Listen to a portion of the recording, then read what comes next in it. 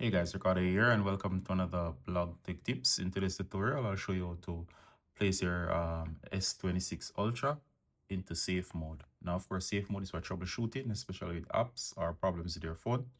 In order to do this, you can go ahead and go to the power menu. And once you're in the power menu, to power off, you're going to press and hold power. So press and hold power, it will bring up this option that says safe mode. Your breakdown as well. It says tap again to restart your phone in safe mode. Download apps will be temporarily disabled to help you troubleshoot your phone.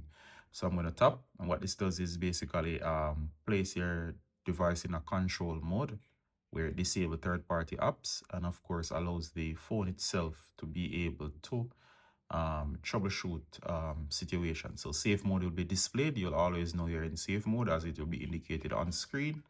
All the apps you have downloaded will be disabled and all the core apps will work. So if you're having software problems on your phone or maybe the phone is not behaving correctly, this is what you actually do.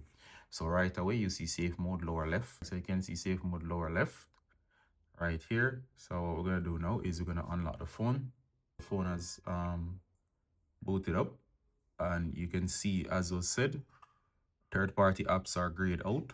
So you can see all of the apps I've downloaded have been grayed out. And of course, only the core apps work. So from here, you can go ahead, if it's a problem you're having, see if the problem persists in this mode. If the problem is solved in this mode, it usually means that something you have installed or something on your device is causing the problem. You need to track it down now. You can go back to normal mode and uninstall it. All right, so here we are. Hope that was clear.